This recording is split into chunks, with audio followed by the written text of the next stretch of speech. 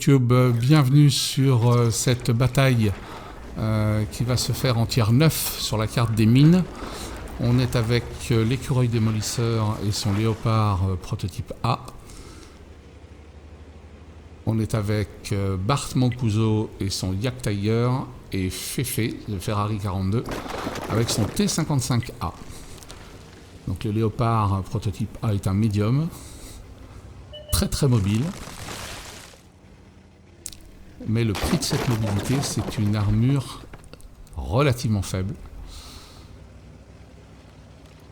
On n'a rien sans rien. Et il spot immédiatement un ISM dans la rivière. Il est spoté à son tour. Il se positionne donc, il dispose d'un excellent canon avec une très faible dispersion de mémoire 0,30.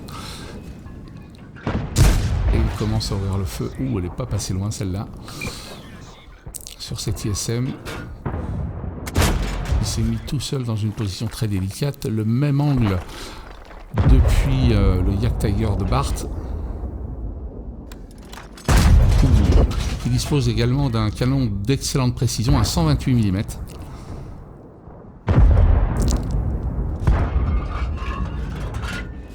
Et il élimine immédiatement l'ISM. Va-t-il pouvoir également se consacrer au T30? Le temps de recharger. Non, il ne prendra que les dégâts par détection. Pendant ce temps-là, Fefe est parti sur l'aile droite. Il a presque contourné les adversaires et est en train de jouer le rôle de la mouche du coche. Avec une technique qui convient particulièrement à son char, puisqu'on voit qu'il travaille en hull down, c'est-à-dire en caisse basse. Cette caisse ne dispose en effet que 100 mm de blindage, alors que sa tourelle, elle, propose du 240 mm. Le 110.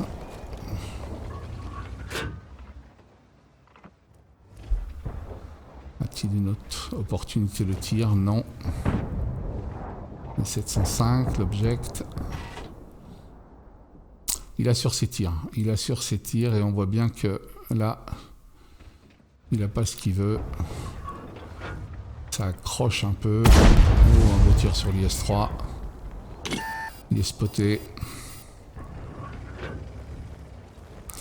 Son T55 est un T55A est un char de récompense qu'il a certainement obtenu après des heures de jeu. Bart avec une option de tir sur le Foch. 609, un high roll joli. A-t-il l'opportunité de sortir le Foch peut-être avec un deuxième tir? Non, pas cette fois-ci a priori.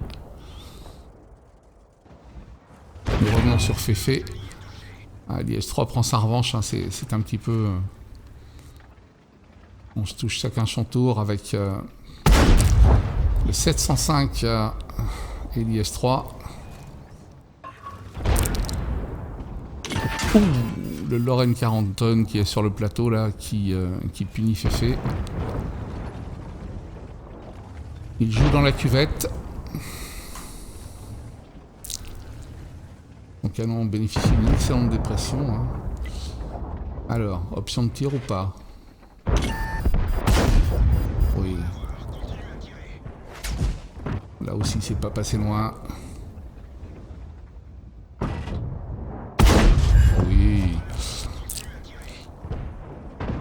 Vraiment un beau travail là sur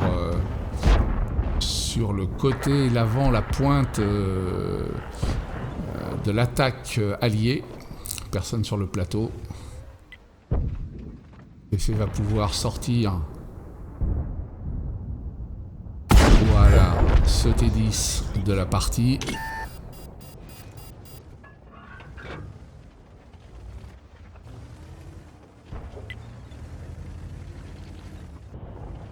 Revenons au chef. Le chef va profiter de sa mobilité pour se rapprocher de la presqu'île de gauche. Voilà, on va essayer de spotter un petit peu, voir ce qui se présente, j'imagine. Je ne le vois pas foncer à travers la plaine. Voilà, raisonnablement. Il est spoté à son tour, mais il n'offre aucune option de tir à son adversaire.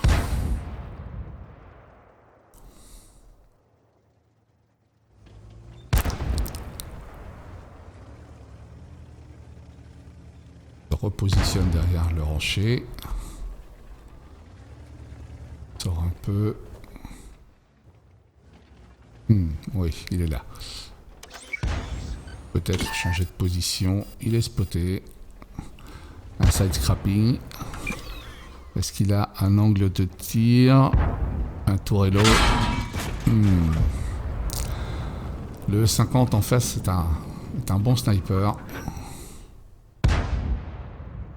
Bart est toujours à l'arrière avec son Yak Tiger.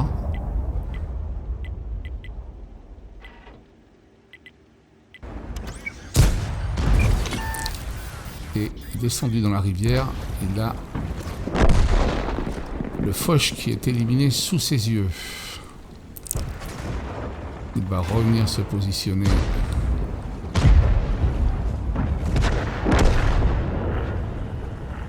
en bas de la presqu'île parce qu'il voit que son allié a été éliminé. Et donc il va éviter de se faire contourner. S'il prenait à l'adversaire l'idée de descendre de la presqu'île. On va revoir la scène de l'élimination du Foch par Bart. Très très gros tir sur le Foch. Est-ce que c'est lui qui l'élimine? Oh oui. Oui, beau tir d'élimination. 2 victimes au tableau de chasse de Bart. Pendant ce temps-là,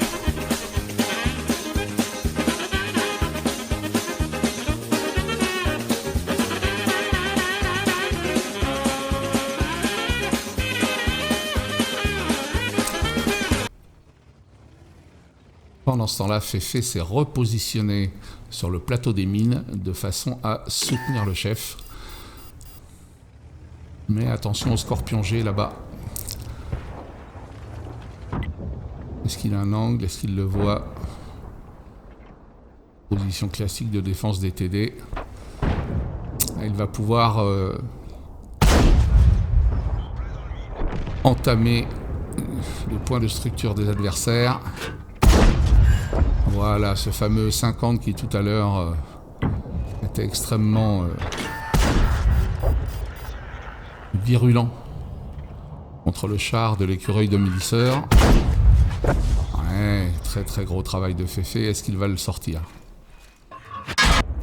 Le Scorpion G qui le punit. L'angle de Bart Mancuso maintenant sur le Land Sensei.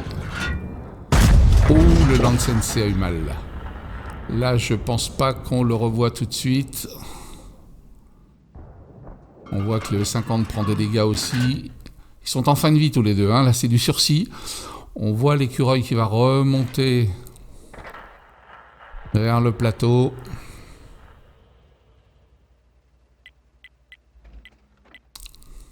Oui, et Bart qui se fait avec plaisir le 50. C'est lui qui va l'éliminer au final. Voilà. Ça ouvre la porte à l'écureuil de Mélisseur qui rentre sur le plateau. Alors, il sait que le Land Sensei est là. Ou le Scorpion G. Le Scorpion G qui pourrait très très bien l'endommager, voire l'éliminer. Est-ce qu'il va trouver un angle de tir sur le Scorpion G? Premier tir dans la roche. Il est obligé de blinder, il n'a pas le choix. Premier tir. Est-ce que ce blind sera payant ou pas?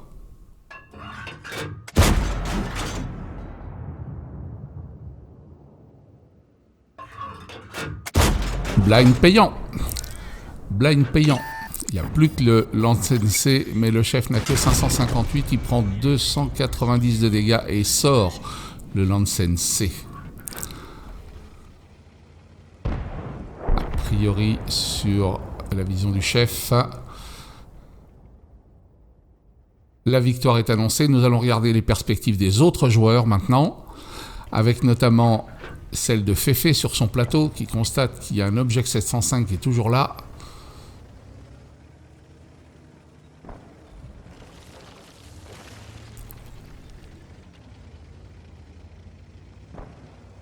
Il choisit de redescendre du plateau. Se donner un angle sur cet object. Il tire. 362. C'est un très très bon dégât. Mais voilà, il sort l'object 705 définitivement. Bart Mancuso. Bart Mancuso assiste depuis l'arrière à la montée du chef qui élimine le Land Sensei. Il va apporter son soutien à Fefe en allant sur le plateau. Il reste un adversaire, Fefe le sort. Et la partie est terminée. Très très belle bataille. On voit que Bart donc a 3 adversaires à son tableau de chasse. On voit que le chef en a eu 2, mais il a fait un très très gros travail au niveau de la presqu'île. Et Fefe, également 3 dégâts. À eux 3, les LNB ont éliminé plus de la moitié de l'équipe adverse. Si vous avez des vidéos que vous souhaitez envoyer, tous les liens se trouvent en description de la vidéo. N'hésitez pas. Et à bientôt.